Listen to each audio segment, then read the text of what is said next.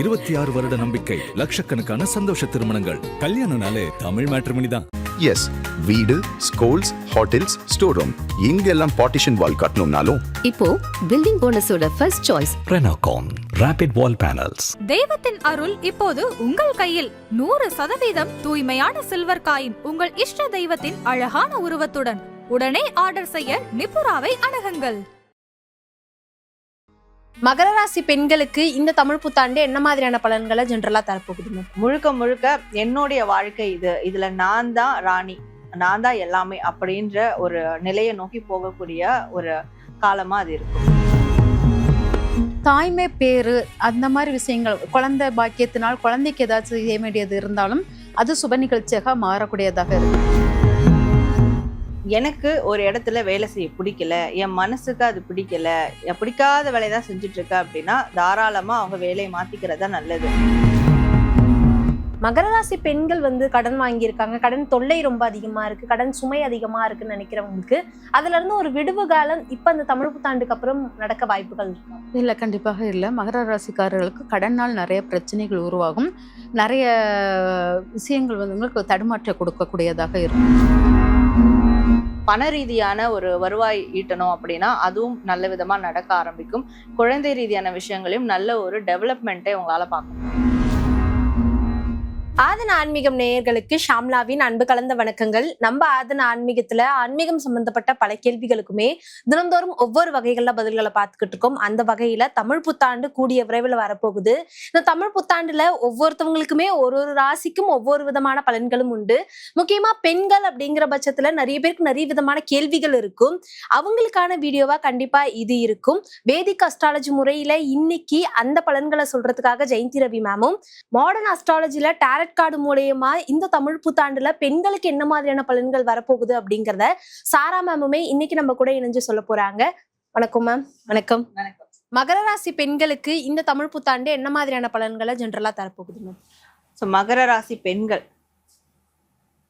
இவங்களுக்கு இந்த தமிழ் புத்தாண்டு இவங்க நில ராசியை சார்ந்தவங்க இல்லையா, அந்த மாதிரி அவங்களுக்கு அப்போ நிலம் சார்ந்து, சொத்து சார்ந்து, பணம் சார்ந்து ஒரு மெட்டீரியலிஸ்டிக்கான ஒரு லைஃபை அவங்க நினைச்ச மாதிரி வாழ முடியும். அதற்கான ஒரு சாத்தியக்கூறுகள் கண்டிப்பா உருவாகும்.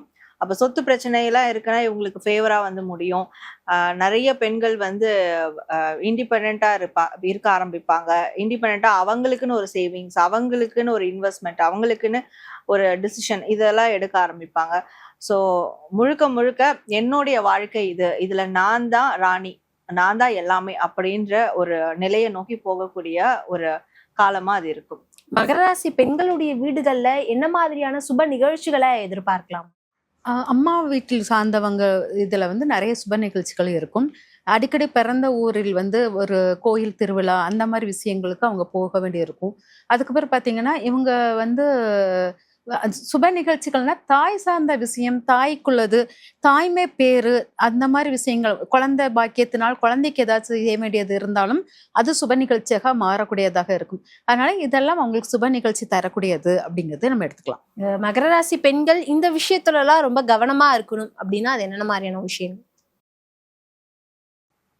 ஸோ இவங்க ஆன்மீகம் சார்ந்த விஷயங்கள்ல கவனமா இருக்கணும். அதுவும் என்னன்னா என்ன வேண்டுதல் வைக்கிறாங்க, என்ன வாக்குறுதி கொடுக்குறாங்க, இதுலலாம் ரொம்ப அவங்க கவனமா இருக்கணும்.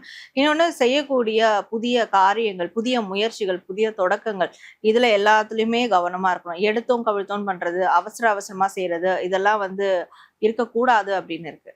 புதுசா மகர ராசி பெண்கள் ஒரு ஸ்டார்ட் அப் பண்றாங்க அப்படிங்கிற பட்சத்துல அந்த மாதிரியான விஷயங்கள்ல அவங்க ஈடுபடலாமா? அது எவ்வளவு சக்சஸா முடிய வாய்ப்புகள் இருக்கு?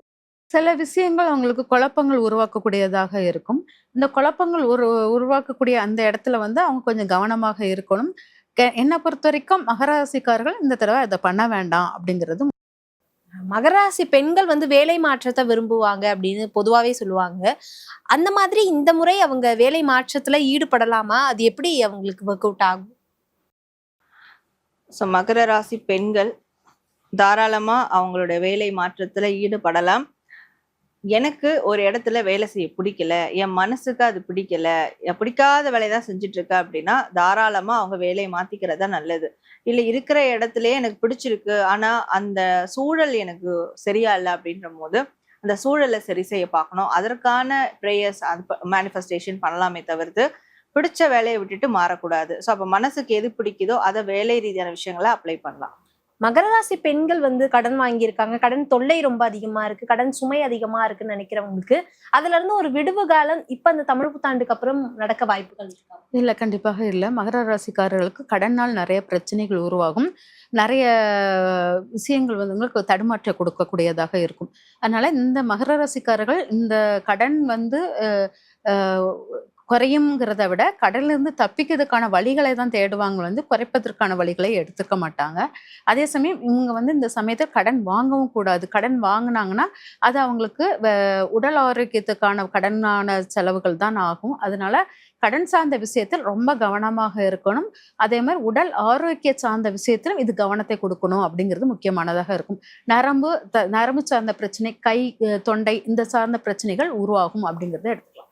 மகர ராசி பெண்களுக்கு இந்த தமிழ் புத்தாண்டுக்கு அப்புறம் இந்த வெளிநாட்டு யோகம் அப்படிங்கிற விஷயம் பாசிபிளா இருக்காம? ஸோ மகர ராசி பெண்களுக்கு வெளிநாடு சார்ந்த விஷயங்கள் சந்தோஷம் தரக்கூடிய வகையில் அமையும், பாசிபிளா இருக்கும். நீண்ட நாட்களா ட்ரை பண்ண காரியம்லாம் நடக்கும், வெளிநாடு சார்ந்து வெளி மாநிலங்கள் சார்ந்து கூட சொல்லலாம். ஸோ அப்போ இவங்க ஒரு விஷயத்த ரொம்ப ஆசைப்பட்டு விருப்பப்பட்டு செய்யறாங்கன்ற போது அது கண்டிப்பா கை கொடுமா.